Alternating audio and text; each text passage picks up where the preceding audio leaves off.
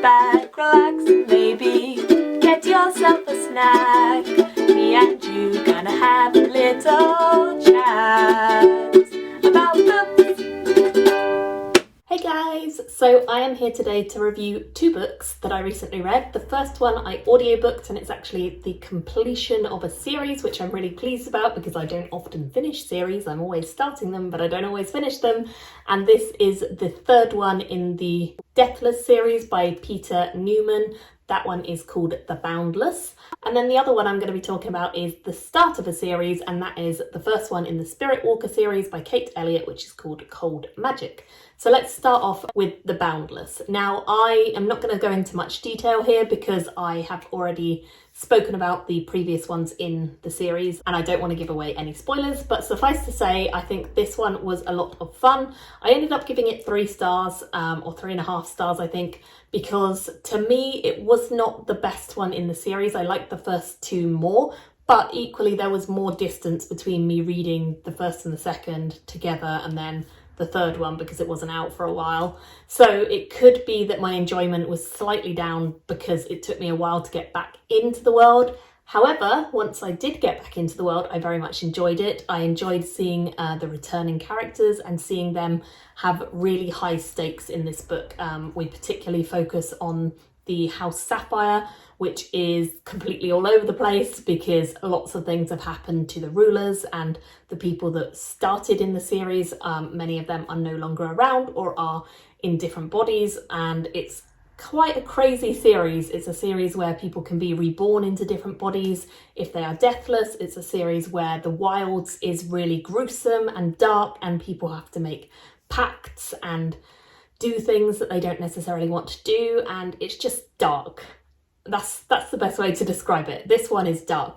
Probably a bit darker than the previous 2 actually in the series, which I didn't mind. I enjoyed it. I definitely loved the wilds and just the way that it is so ruthless there.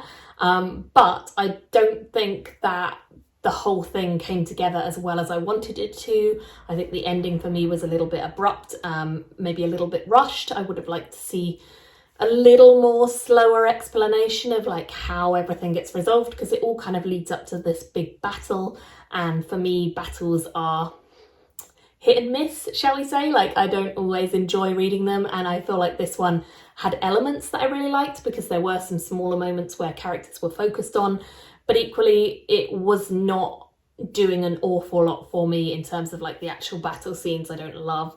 So it was hit and miss. I really enjoyed the general series. I think the world is great. I think the characters are great. I think the plot of this one was a little weaker for me overall, but I still enjoyed it, and I would say it's definitely a series worth reading. I think for sure you should check it out if you're interested, and I'll link my review for the first one in the cards thingy so that you can check that out, because I go into a bit more detail in that review, I think, about how the world actually works. So if you're interested, I'll link that. Now let's move on to this one, Cold Magic. This is one that I started in January and finished up in February, and I'm very glad I finally got to it. I have quite a lot of Kate Elliott books on my shelf, like the first one in a series from her. I don't know why I've just been collecting the first one in all her series, but I'm determined to try and actually read some of her series this year. So this was the first one I picked up, and this one follows a character called Kat, who is a really great character. In fact, I actually loved her and her cousin, who is called Bee. The story starts out with them attending university. They're poking fun at each other, they're playing pranks, they're generally just getting on really well, and I loved their friendship. I have to say, their friendship was my favourite thing about this book. I think they're really supportive of one another. I think they're really great characters who are both female scholars who work really well together and bounce ideas off of each other and just have fun and are really loyal and really caring. So I loved the opening section where they were at their university. They were joking about the boys. They were kind of, you know, touching on some of the politics of the world, but not really.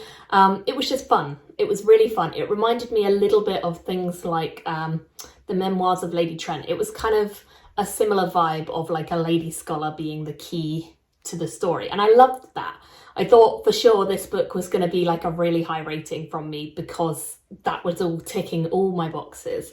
However, the story takes a real shift not very far into it, and the character of Cat actually ends up getting stolen away by a character who is a cold mage.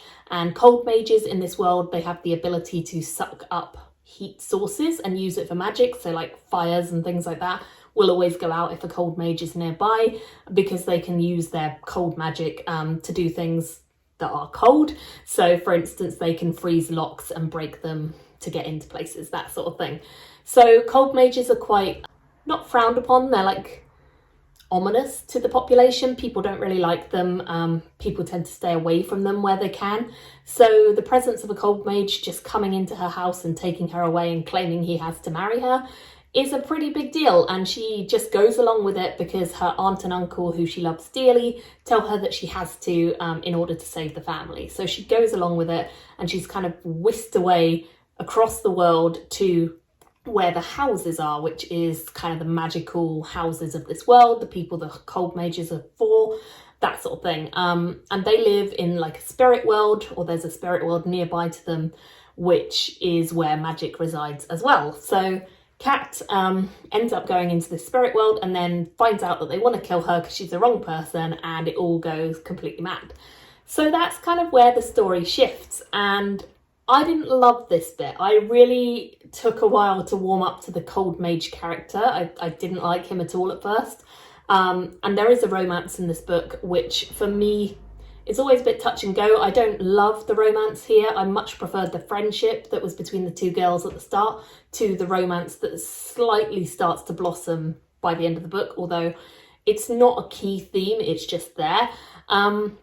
This world is actually a world that's an alternate history, so it's definitely got reference to things like the Romans and the Celts, but they are like twisted on the timelines, twisted on like what they did, that sort of thing. So it's not our history as we know it, and it's kind of a proto-steampunk age where airships are literally just beginning to be introduced as technology, so it's early technology coming through. Political strife going on in the background, a lot of people are kind of campaigning about things, and that's all going on in the background of the series. We also have lots of different types of characters. We have the Eru, we have trolls, we have different magical beings like Jelly, who are all kind of interesting complements to the story, but they don't feature as like the key part of it yet, although I feel like with the spirit world and with the magic and the creatures, they probably will come into it more. Cat herself ends up having a particular type of magic, and of course her cousin also has some sort of keys to the plot, so they are quite interesting characters to follow. And basically anytime they're together, I loved it. I thought it was great, but when they're apart, I found it shifted a little bit into like high magic, dark magic, fairy, spirit world. I don't know, it wasn't my cup of tea for a bit of it, but then I came round to it gradually.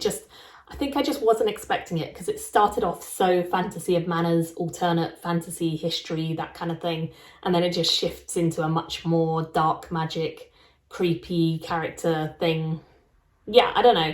It took some weird turns that I didn't expect, which I suppose could be a good thing, could be a bad thing. If I went into this knowing it was going to do that, I probably would have liked it more. So I think I gave this 3.5 stars in the end.